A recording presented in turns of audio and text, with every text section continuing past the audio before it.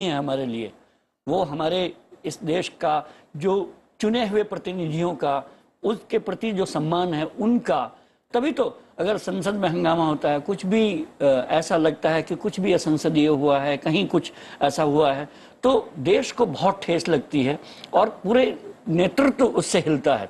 लेकिन जब इस देश का प्रधानमंत्री पहली बार चुनकर जाता है, संसद के सीढ़ी पर अपना माथा रख देता है जी, उसके बाद वही प्रधानमंत्री एक दिन संविधान की किताब को नतमस्तक हो जाता है, तब हमको वो फिर से वो एहसास होता है कि हम जो सोच बैठे थे कि सारी गरिमा खत्म होती जा रही है, वो ऐसा नहीं हुआ है। वो कायम है, वो क्षुण्ण है कहीं ना कहीं, वो इस देश के नेतृत्व में गरिमा की हम देखिए उपराष्ट्रपति वेंकैया नायडू जी की अगवानी करते हुए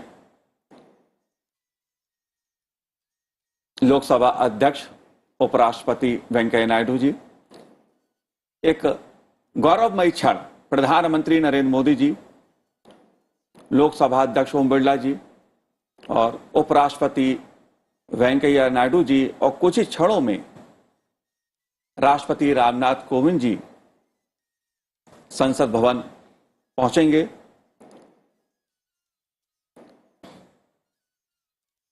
प्रदीप कौशल जी, ये जो हम पदों पर रहते हुए भी गर्मापूर्ण आचरण जो हमें देखने को मिलता है, इसका भी अपना एक खास संदेश होता है। ये पूरा प्रोटोकॉल जो है उसके अनुपालना हो रही है। तो प्रोटोकॉल में जैसे पहले लोकसभा अध्यक्ष आए, उसके 2 मिनट के अंतर में न प्रधानमंत्री आ गए। तो प्रोटोकॉल में चूंकि उपराष्ट्रपति ऊपर हैं जी, तो उसी के बाद 2 मिनट में उपराष्ट्रपति आ गए और तीनों पहुंच जाएं। ये पूरा टाइमिंग ऐसे रहता है कि सब कुछ एक एक मिनट के हिसाब से कैलकुलेटेड है। तो अभी चूंकि तीनों पहुंच चुके हैं, तो किसी भी क्षण राष्ट्रपति को पहुंचना चाहिए जी। तो पूरा प्रोटोकॉल का जो ऑर्डर है ये बिल्कुल उसके अनुरूप, रूल बुक के अनुसार नहीं, प्रोटोकॉल बुक के अनुसार बिल्कुल ये पूरा क्रम बैठा है। जाहिर तौर पे प्रोटोकॉल के हिसाब से जो गर्मापूर्ण हमें एक संदेश देखने को मिल रहा है, एक आचरण देखने को मिलता है, इसके भी अपने खास मायने हैं मुकेश जी। हाँ, और ख़ासतौर से मुझे उपराष्ट्रपति जी को देखकर याद आ रहा है कि क्योंकि राज्यसभा की कवरेज करते हुए हमने उनको बहुत नज़दीक से देखा है, और वो भी अगले महीने रिटायर हो रहे हैं, उस पद को 5 वर्ष पूरे हो रहे हैं और उनको भी विदाई होगी ही। लेकिन कभी कभी उन्होंने बहुत जोर से सदस्यों को डांटा है जी, और हाउस में ऑर्डर भी कायम किया है। राज्यसभा का आप गणित भी समझते हैं कि किस तरह से वहाँ पर डेलिकेट बैलेंस है, वहाँ पर सरकार का उतनी मेजॉरिटी नहीं है जितनी लोकसभा में है, और उस सदन को चलाना बहुत आसान काम नहीं होता है। ऐसे में आवेश भी आता है, प्यार भी होता है। तो उपराष्ट्रपति ने काफ़ी हद तक अपना वहाँ पर रुतबा रखा, और मैंने कई सदस्यों से बात की, कोई नाराजगी उनको नहीं होती, वो डांट खाते हैं, चुपचाप चले जाते हैं जी। बिल्कुल, ये सीधी तस्वीरें आप संसद टीवी के माध्यम से इस समय देख रहे हैं। संसद भवन के सेंट्रल हॉल में राष्ट्रपति रामनाथ कोविंद जी के सम्मान में विदाई समारोह का आयोजन किया गया है।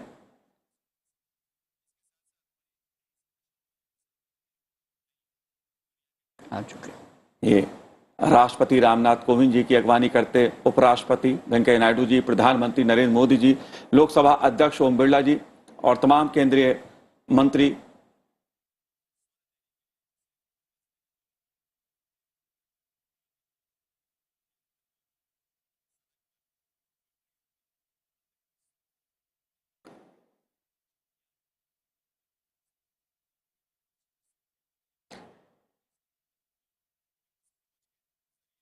यहाँ मनोज जी आपने देखा होगा, जैसे हम लोग पहले जिज्ञासा थी जानने की कि वो बग्घी में आएंगे या कार में आएंगे, तो मुझे लगता है कि मौसम का मिजाज देखते हुए वो कार में पधारे हैं राष्ट्रपति महोदय। बिल्कुल।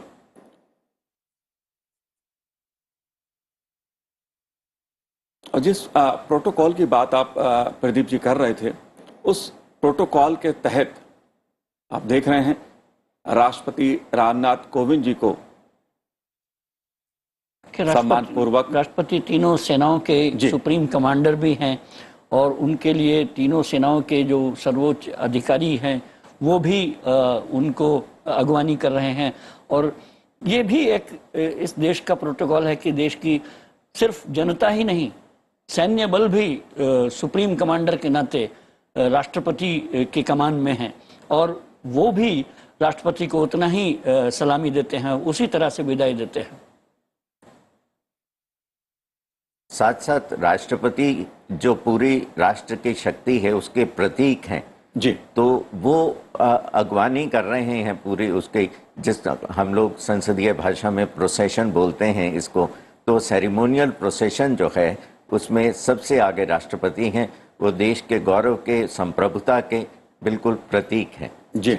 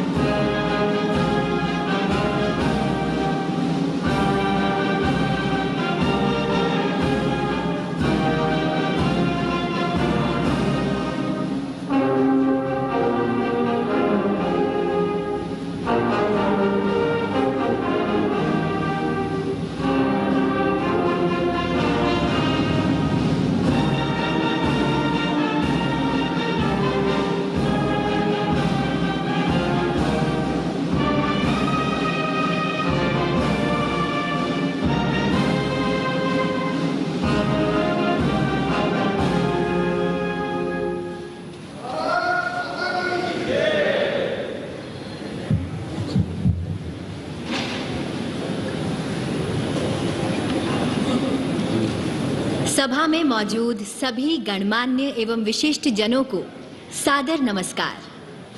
फेयरवेल, विदाई, यह शब्द सुनते ही मन भर उठता है, लेकिन कर्तव्य पथ पर निरंतर अग्रसर रहने वालों के लिए यह जीवन की किताब का एक अहम पन्ना बन जाता है, जहां ठहराव नहीं, नया आरंभ होता है। आज ऐसे ही एक सुनहरे पन्ने को संसद की इस किताब में स्वर्ण अक्षरों से अंकित करने और यादों को संजोकर यहाँ से कदम आगे बढ़ाने के लिए हम सभी संसद के ऐतिहासिक केंद्रीय कक्ष में एकत्रित हुए हैं। आप सभी का स्वागत, अभिनंदन। अब मैं भारत के माननीय उपराष्ट्रपति जी एवं राज्यसभा के सभापति श्री एम वेंकैया नायडू जी से अनुरोध करती हूँ कि वे माननीय राष्ट्रपति जी का स्वागत करें।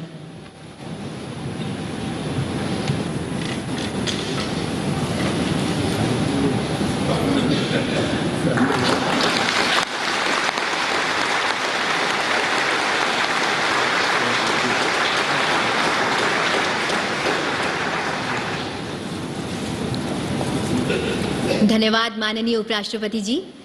अब मैं अनुरोध करती हूं माननीय लोकसभा अध्यक्ष श्री ओम बिरला जी से कि वे माननीय राष्ट्रपति जी का अभिनंदन करें।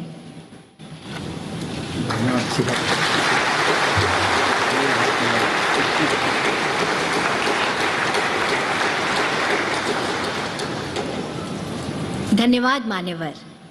अब मैं आग्रह करती हूं लोकसभा के माननीय अध्यक्ष श्री ओम बिरला जी से कि वे माननीय राष्ट्रपति जी के सम्मान में संसद सदस्यों की ओर से विदाई संदेश प्रस्तुत करें।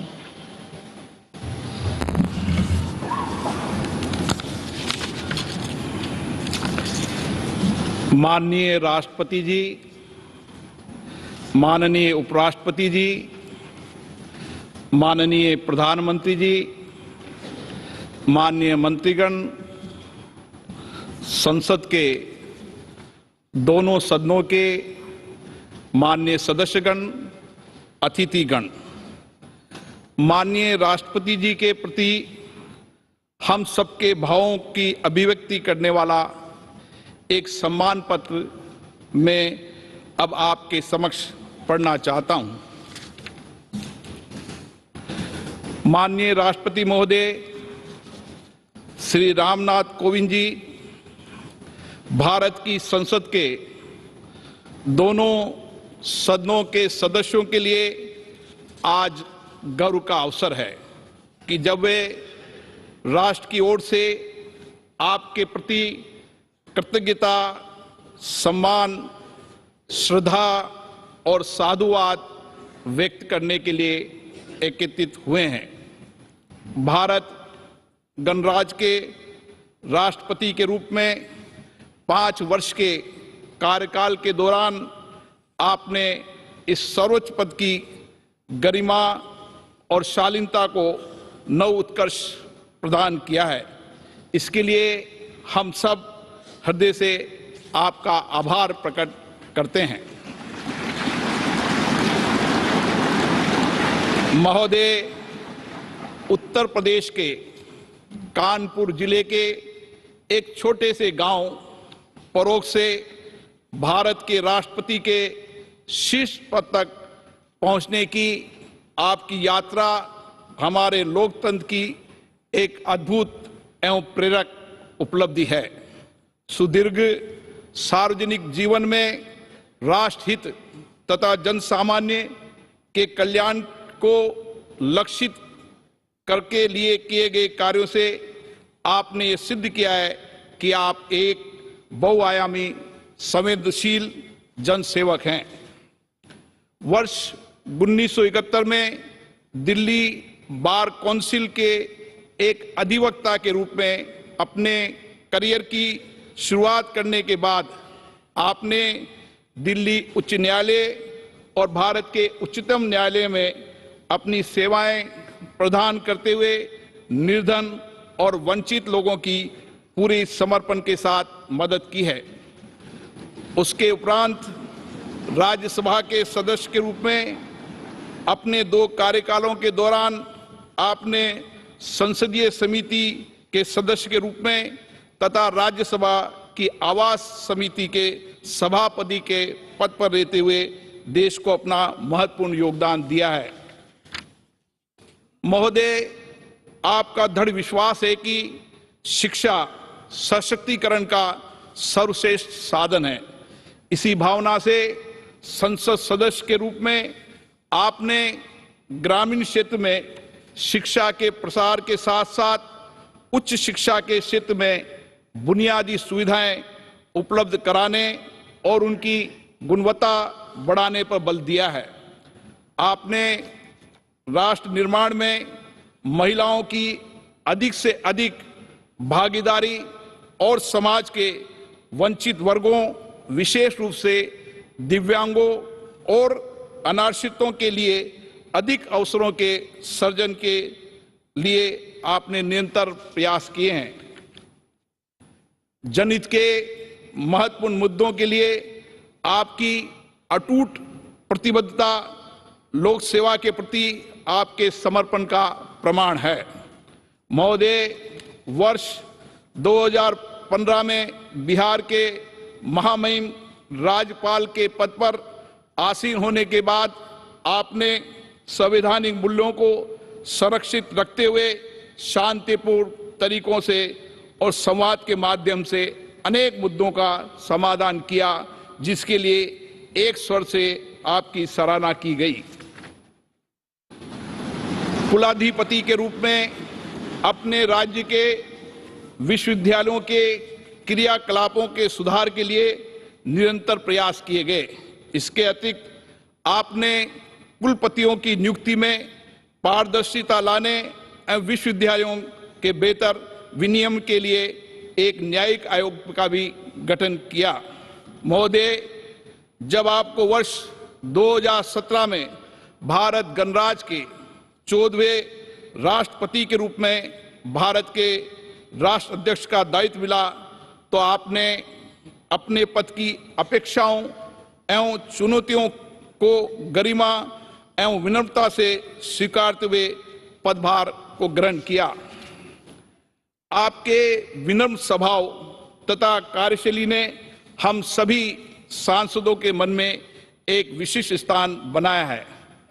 संसद में दिए गए आपके अभिभाषण, आपकी दूरदर्शिता देश के समक्ष उपस्थित राजनीतिक एवं सामाजिक विषयों की गहरी समझ एवं उनके समाधान हेतु आपकी स्पष्ट सोच को प्रदर्शित करते हैं। आपके अभिभाषण ने सभी दलों के लोगों को समान रूप से प्रेरित किया है और उनके दायित्वों के प्रति भी जागृत किया है। यही कारण है कि आपको सभी दलों के नेताओं का पूर्ण सहयोग मिला है तथा हम सब आपको संवैधानिक मूल्यों एवं आदर्शों के संरक्षक के रूप में देखते हैं। हमें स्मरण है कि पद ग्रहण करने के बाद जब आप पहली बार अपनी जन्मस्थली गए थे, तब आपने भाव विभोर होकर वहां की धरती को नमन किया था तथा कानपुर की अपने शिक्षण संस्थान में आपने मंच से नीचे उतरकर शिक्षकों का चरण स्पर्श किया था। आपकी इन्हीं विशेषताओं ने नागरिकों का दिल जीता है और वे आपके साथ विशेष जुड़ाव महसूस करते हैं। महोदय, राष्ट्रपति के रूप में आपके कार्यकाल को अनेक मधुर और स्मरणीय पलों के कारण सदैव याद रखा जाएगा। स्वतंत्रता दिवस पर राष्ट्रपति भवन में आयोजित उस एट होम रिसेप्शन को आज भी याद किया जाता है, जिसमें आपने असंख्य लोगों का जीवन बचाने वाले कोरोना योद्धाओं को सम्मानित करने के लिए उन्हें मुख्य अतिथि के रूप में आमंत्रित किया था। भारतीय सेना के सुप्रीम कमांडर के रूप में मई 2018 में सियाचिन में सबसे ऊंचाई पर स्थित युद्ध क्षेत्र कुमार पोस्ट में तैनात सैनिकों से आपकी ऐतिहासिक मुलाकात, पीएम केयर्स निधि में 1 माह के वेतन का दान करने का आपका अनुकरणीय योगदान, कोविड-19 के विरुद्ध संघर्ष के दौरान अधिक धनराशि उपलब्ध कराने के लिए मितव्ययिता के उपायों के साथ 1 वर्ष के लिए अपने वेतन के 30% भाग का परित्याग करना, ऐसे कई उदाहरण हैं जो देश की सामूहिक चेतना में स्थायी रूप से अंकित रहेंगे। भारतीय संविधान के सिद्धांतों का अक्षरशः पालन, राजनीति निष्पक्षता के लिए आपकी प्रतिबद्धता और राष्ट्रपति भवन को आम नागरिकों के लिए सुलभ बनाने जैसे आपके अनुकरणीय कार्य आने वाली पीढ़ियों को सदैव प्रेरित करते रहेंगे। महोदय, आज जब राष्ट्र अपनी स्वतंत्रता के 75वें वर्ष में है, हमारा सौभाग्य है कि हम आपके दूरदर्शी एवं अनुभवी मार्गदर्शन में अमृतकाल में प्रवेश कर रहे हैं। आप राष्ट्रपिता महात्मा गांधी, बाबा साहेब अंबेडकर, श्यामा प्रसाद मुखर्जी व पंडित दीनदयाल उपाध्याय जैसे महान नेताओं से प्रेरित रहें। आपकी सरलता, विनम्रता तथा परहित को स्वहित से अधिक महत्व देने के स्वभाव से ये स्पष्ट है कि आपने इन महापुरुषों के विचारों और शिक्षाओं को अपने जीवन में अनुसरण किया है। हमें पूर्ण विश्वास है आपके विचार तथा आपका व्यक्तित्व वर्तमान के साथ भावी पीढ़ी के लिए भी प्रेरणा स्रोत बने रहेंगे। हम आपके स्वस्थ जीवन और दीर्घायु होने की कामना करते हैं। जय हिंद।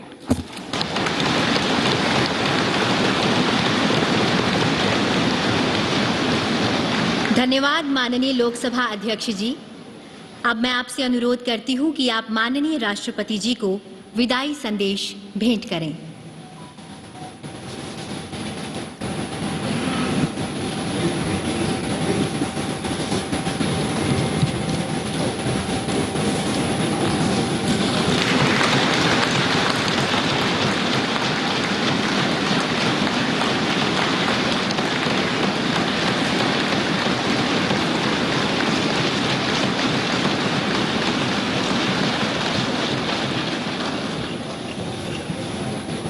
धन्यवाद मान्यवर। अब मैं अनुरोध करती हूं माननीय उपराष्ट्रपति एवं राज्यसभा के सभापति श्री एम वेंकैया नायडू जी और लोकसभा अध्यक्ष श्री ओम बिरला जी से कि आप दोनों संयुक्त रूप से माननीय राष्ट्रपति जी को स्मृति चिन्ह भेंट करें।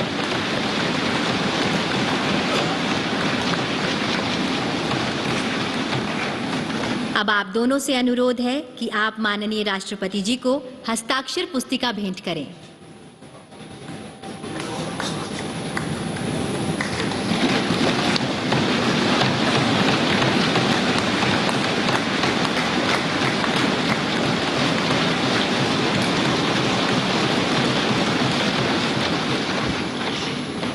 सादर धन्यवाद।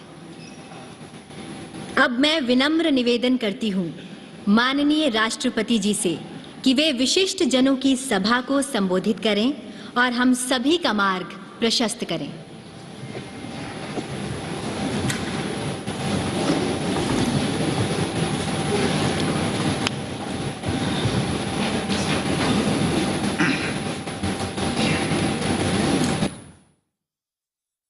राष्ट्रपति श्री एम वेंकैया नायडू जी, प्रधानमंत्री श्री नरेंद्र मोदी जी, लोकसभा के अध्यक्ष श्री ओम बिरला जी, राज्यसभा के उपसभापति श्री हरिवंश जी, सभी सम्मानित सांसदगण, विशिष्ट अतिथिगण, देवी और सज्जनों,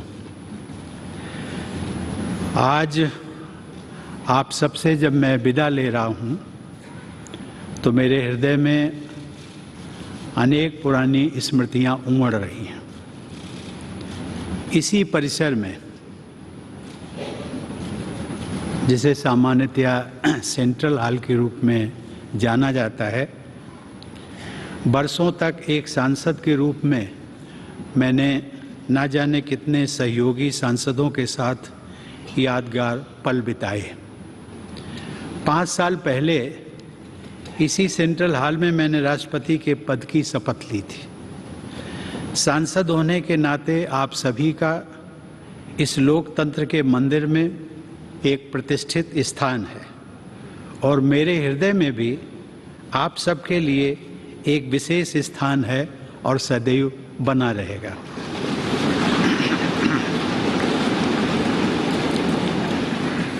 आप सबके लिए ये विशेष गौरव की बात है कि आप सब भारत की जनता के निर्वाचित प्रतिनिधि हैं। भारत की जनता ने आप सबके माध्यम से मुझे राष्ट्रपति के रूप में चुनकर देश की सेवा करने का अवसर प्रदान किया।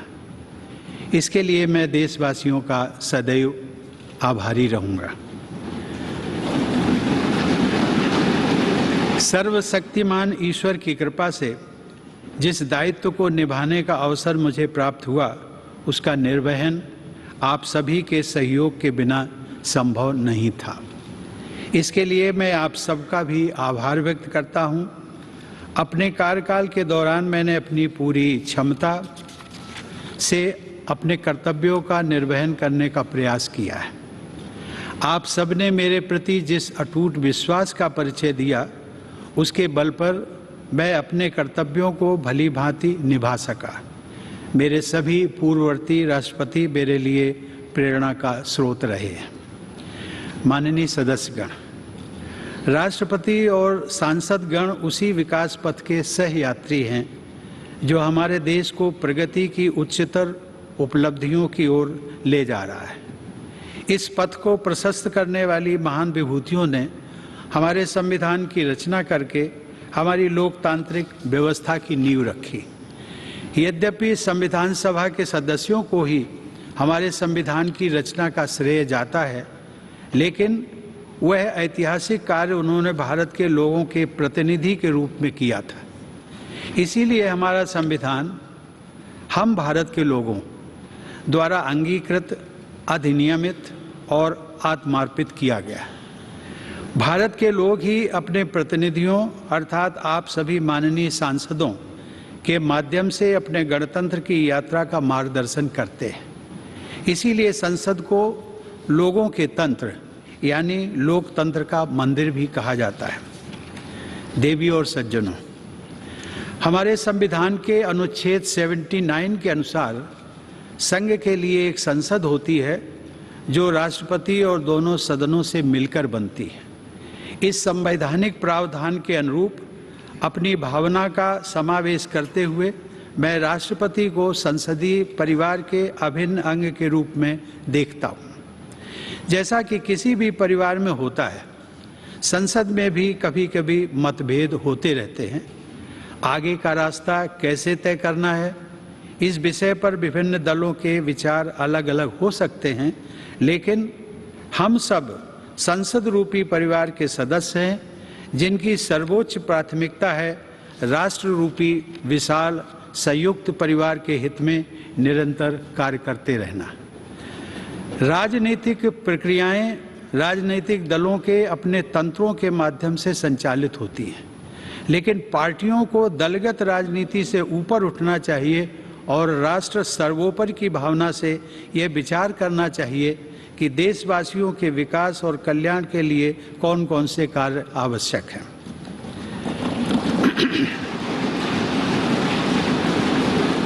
जब हम पूरे राष्ट्र को एक विशाल संयुक्त परिवार के रूप में देखते हैं तो ये समझ में आता है कि पारिवारिक मतभेदों को सुलझाने के अनेक रास्ते हो सकते हैं जो शांति, सद्भाव और संवाद पर आधारित होते हैं। विरोध प्रकट करने के अनेक संवैधानिक रास्ते राजनीतिक दलों और नागरिकों को उपलब्ध हैं। राष्ट्रपिता महात्मा गांधी ने अपने उद्देश्यों को प्राप्त करने के लिए शांति और अहिंसा पर आधारित सत्याग्रह के अस्त्र का इस्तेमाल किया था, लेकिन वे दूसरे पक्ष का सम्मान भी करते थे। हमारे नागरिकों को अपनी मांगों के लिए दबाव बनाने का तथा विरोध करने का संवैधानिक अधिकार उपलब्ध है, लेकिन मेरे विचार से इस अधिकार का प्रयोग हमेशा गांधीवादी तौर तरीकों के अनुरूप शांतिपूर्ण ढंग से ही किया जाना चाहिए। माननीय सदस्यगण, मेरे कार्यकाल के दौरान 2 अत्यंत महत्वपूर्ण ऐतिहासिक आयोजन किए गए। राष्ट्रपिता महात्मा गांधी की 150वीं जयंती के उपलक्ष्य में अनेक यादगार समारोह पूरे देश में आयोजित किए गए। इस संदर्भ में मैं स्वच्छ भारत अभियान की परिवर्तनकारी उपलब्धियों का उल्लेख करना चाहूँगा। यह कहा जा सकता है कि स्वच्छता का यह राष्ट्रीय अभियान सरकार और देशवासियों की ओर से महात्मा गांधी के प्रति सच्ची श्रद्धांजलि रहा है। दूसरे ऐतिहासिक आयोजन के रूप में भारत की स्वाधीनता के 75 वर्ष पूरे होने के उपलक्ष्य में देशवासियों द्वारा आज़ादी का अमृत महोत्सव उत्साहपूर्वक मनाया जा रहा है। मैं इन दोनों ऐतिहासिक अवसरों से जुड़े अत्यंत प्रभावशाली आयोजनों के लिए देश की जनता व सरकार को बधाई देता हूँ। इन कार्यक्रमों में युवाओं से लेकर वयोवृद्ध नागरिकों तक सभी के द्वारा समान उत्साह के साथ भागीदारी और देश के गौरवशाली इतिहास से उनके जुड़ाव को देखकर मुझे हार्दिक प्रसन्नता हुई है। माननीय सदस्यगण, वर्ष 2020 में देखते देखते हमारी दुनिया बदल गई। लगभग 100 साल बाद एक वैश्विक महामारी ने मानवता को झकझोर कर रख दिया। कोविड-19 की त्रासदी के दुष्परिणामों से पूरी दुनिया अब तक जूझ रही है।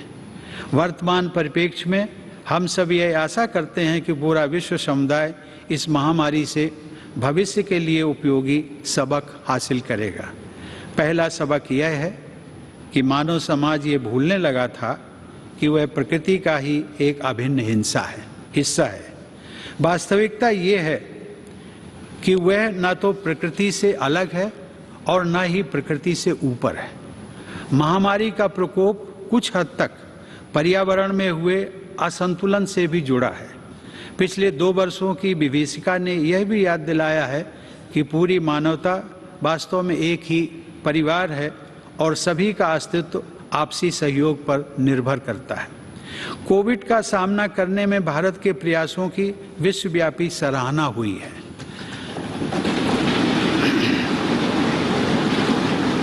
सबके प्रयास से हमने केवल 18 महीने में ही 200 करोड़ वैक्सीन लगाने का लक्ष्य प्राप्त किया है। कोरोना काल में हमने 80 करोड़ लोगों को मुफ्त राशन भी पहुंचाया। यदि हम अपनी नीतियों के निर्धारण में इस वैश्विक महामारी से प्राप्त शिक्षाओं को अपनाते हैं तो मुझे लगता है कि भविष्य में किसी गंभीर आपदा के आने पर उसका सामना हम अधिक दक्षता और आत्मविश्वास के साथ कर सकेंगे। जलवायु परिवर्तन अब वाद विवाद का विषय नहीं रह गया है, बल्कि इसके परिणाम हमारे जीवन को सीधे सीधे प्रभावित करने लगे हैं। प्रकृति के प्रति सम्मान का भाव तथा मानवता की साझा नियति में विश्वास पर्यावरण की रक्षा करने में हमारी मदद कर सकता है।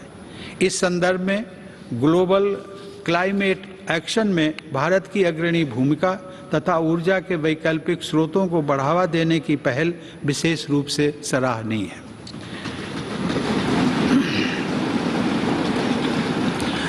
माननीय सदस्यगण, जब मैं जन सेवक के रूप में अपने और सरकार के प्रयासों के बारे में सोचता हूं तथा अपनी पूरी पीढ़ी की ओर से विचार करता हूं, तो हमें यह स्वीकार करना पड़ता है कि समाज के हाशिए पर जीवन यापन करने वाले लोगों के जीवन स्तर को बेहतर बनाने के लिए हालांकि बहुत कुछ किया गया है, लेकिन अभी भी बहुत कुछ किया जाना बाकी है। हमारा देश धीरे धीरे ही सही लेकिन सधे हुए कदमों से डॉक्टर आम्बेडकर के सपनों को साकार करने की दिशा में आगे बढ़ रहा है। मैं मिट्टी से बने एक कच्चे घर में पला बढ़ा हूँ, लेकिन अब ऐसे बच्चों की संख्या बहुत कम हो गई है जिन्हें आज भी उन कच्चे घरों में रहना पड़ता है जिनमें छत से पानी टपकता हो। आज बड़ी तादाद में हमारे गरीब भाई बहनों के पास भी पक्के घर हैं। ये बदलाव काफ़ी हद तक सरकार के विशेष प्रयासों से संभव हो सका है। अब हमारी बहुत सी बेटियों और बहनों को पीने का पानी लाने के लिए मीलों पैदल नहीं चलना पड़ता है, क्योंकि हमारा प्रयास है कि हर घर नल से जल पहुँचे। हमने घर घर में टॉयलेट्स भी बनवाए हैं, जो एक स्वच्छ और स्वस्थ भारत के निर्माण की नींव डाल रहे हैं। सूर्यास्त के बाद लालटेन या दिया जलाने की यादें भी पुरानी हो रही हैं, क्योंकि लगभग सभी गांवों तक बिजली का उजाला पहुंच गया है। जैसे जैसे हमारे देशवासियों की बुनियादी ज़रूरतें पूरी हो रही हैं, उनकी आकांक्षाओं में भी बदलाव आ रहा है। इस बदलाव का बड़ा रोचक एहसास पिछले महीने ही मैंने अपनी वृंदावन यात्रा के दौरान देखा, जब वहाँ एक वृद्धा आश्रम में रहने वाली एक महिला ने मुझसे हेलीकॉप्टर की सवारी कराने का अनुरोध किया। आज सामान्य देशवासियों के सपनों को उड़ान मिल रही है। यह बदलाव भेदभाव रहित सुशासन द्वारा ही संभव हो सका है। सामान्य जन के जीवन को बेहतर बनाने वाली ये समावेशी प्रगति बाबा साहब आम्बेडकर की परिकल्पना के सर्वथा अनुरूप है। महिलाओं में सशक्तिकरण की भावना को निरंतर मजबूत होते देखकर मुझे विशेष संतोष का अनुभव होता है। यह सशक्तिकरण युवा पीढ़ी की हमारी बेटियों को और आगे बढ़ा रहा है। मैंने जितने दीक्षांत समारोहों में भाग लिया है, उनमें से अधिकांश संस्थानों में मैंने देखा है कि बेटियों का प्रदर्शन लड़कों से बेहतर रहा है। मुझे विश्वास है कि राष्ट्रीय शिक्षा नीति 2020 इस बदलाव को और तेजी से आगे बढ़ाएगी। मेरा मानना है कि आने वाले वर्षों में महिला सशक्तिकरण से हमारा समाज और अधिक मजबूत होगा। स्त्री पुरुष के बीच समानता के इस अभियान का प्रभाव अन्य क्षेत्रों में हो रही प्रगति में भी परिलक्षित होता है। माननीय सदस्यगण, अपनी बात समाप्त करने से पहले मैं राष्ट्रपति पद के लिए नवनिर्वाचित श्रीमती द्रौपदी मुर्मू को हार्दिक बधाई और शुभकामनाएं देता हूं।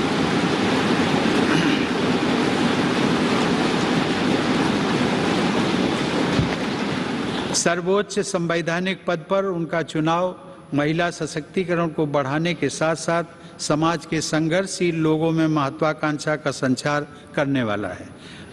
मुझे पूरा विश्वास है कि उनके अनुभव, विवेक और व्यक्तिगत आदर्श से पूरे देश को प्रेरणा मिलेगी और मार्गदर्शन भी।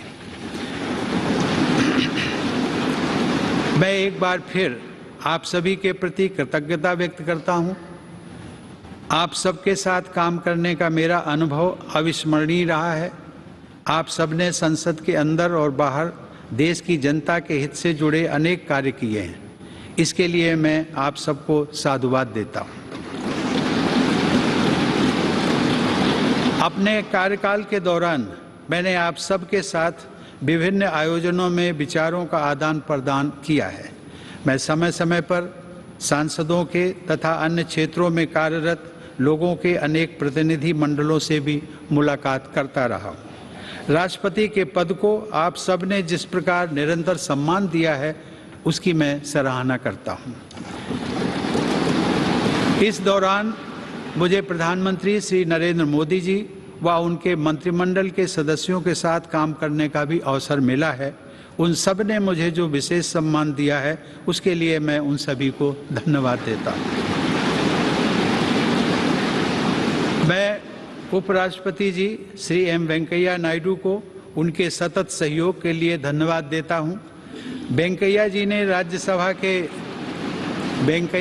राज्यसभा के सभापति के रूप में और ओम बिरला जी ने लोकसभा के अध्यक्ष के रूप में जिस तरह संसद के कार्यकलापों को संचालित किया है तथा देश की महान संसदीय परंपराओं को आगे बढ़ाया है, उसके लिए आप दोनों बधाई और सराहना के पात्र हैं। मुझे राज्यों के राज्यपालों व मुख्यमंत्रियों तथा केंद्र शासित प्रदेशों के उपराज्यपालों व प्रशासकों से भी पूरा सहयोग मिलता रहा है। उन सबके प्रति भी मैं आभार व्यक्त करता हूं।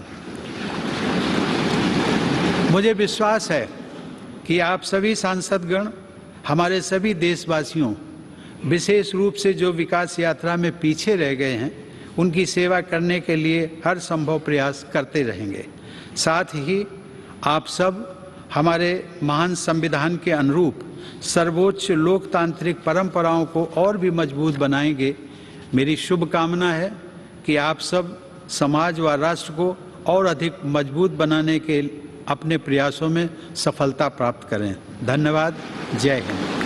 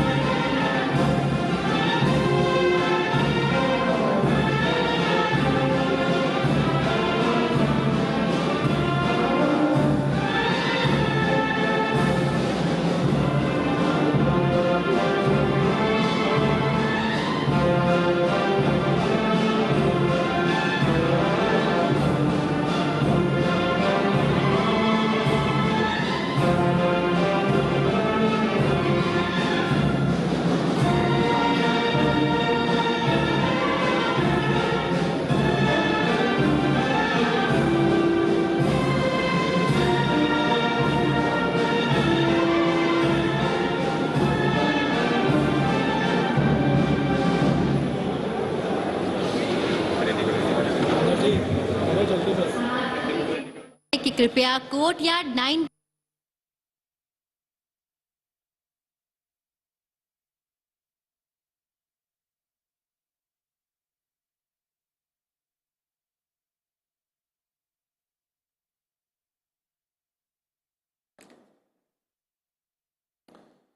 जी, और ये आप सीधी तस्वीरें देख रहे हैं सेंट्रल हॉल में विदाई समारोह के बाद राष्ट्रपति रामनाथ कोविंद जी, प्रधानमंत्री नरेंद्र मोदी जी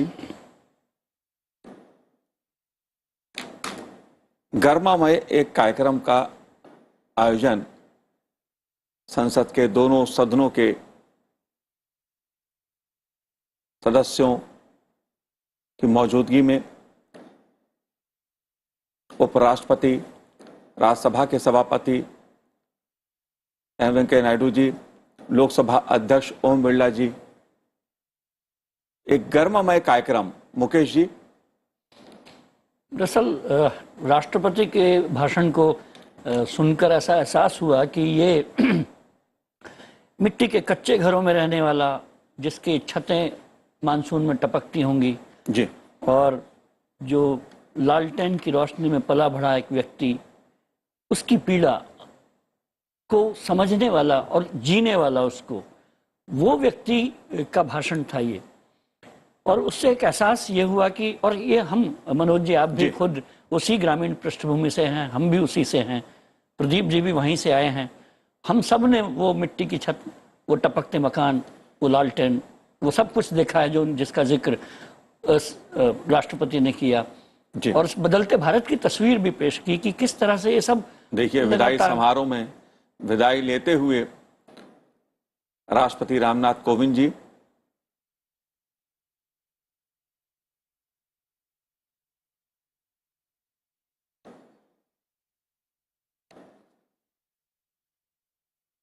ये जो दृश्य होता है वास्तव में हमारी जो गौरवमयी गर्मामयी जो परंपरा है उसको दिखाता है कि तमाम तरह की राजनीति के बावजूद एक हमारी जो संवैधानिक संसदीय व्यवस्था है वो कितनी अनोखी है, कितनी अद्भुत है। ये हर भारतवासी को गौरव का एहसास कराती है। हमारे लोकतांत्रिक गौरवमयी जो संसदीय व्यवस्था है उसका मान बढ़ाती है।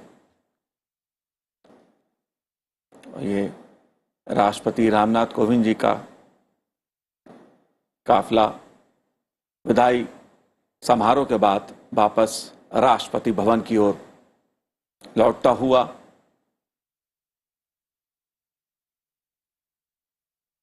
संसद भवन की इस और ये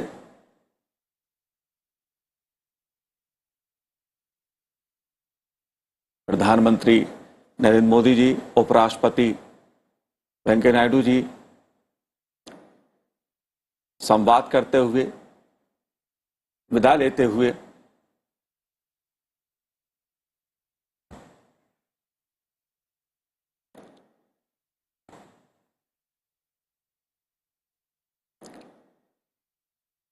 मुकेश जी, जिस तरह का जो आज संबोधन रहा राष्ट्रपति जी का, उसमें भी हमें एक आम आदमी से जुड़ाव, मिट्टी से जुड़ाव, देश से जुड़ाव, इन सभी चीजों का एक चित्रण नजर आया, बदलते भारत की तस्वीर नजर आई।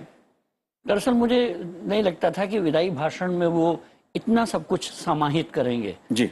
मुझे लगता था एक बहुत सा ब्रीफ सा भाषण होगा, लेकिन उन्होंने एक पूरी तस्वीर भारत की पेश की। अपने कार्यकाल के अलावा उन्होंने जिक्र किया कि मतभेद दूर करने के हमारे पास संवैधानिक तरीके हैं जिनको हम बातचीत से हल कर सकते हैं। उन्होंने संसद को अपना संसदीय परिवार कहा जी, और कहा कि मैं इस संसदीय परिवार का अभिन्न हिस्सा हूं। कोविड का जब महामारी का जिक्र किया उन्होंने तो कहा कि ये वो इस आम आदमी को ये याद दिलाता है कि वो प्रकृति का हिस्सा है जिसे वो भूलता जा रहा था, और अगर इसके साथ न वो प्रकृति का हिस्सा भी है और उससे ऊपर भी नहीं है पर्यावरण। तो राष्ट्रपति के विदाई का जो समारोह कार्यक्रम था वो संपन्न हुआ। राष्ट्रपति ने अपने संबोधन में कहा कि मैं देशवासियों का आभार व्यक्त करता हूँ और मैंने अपनी पूरी क्षमता के साथ काम किया है। आज़ादी का अमृत महोत्सव जैसे कार्यक्रम हमारे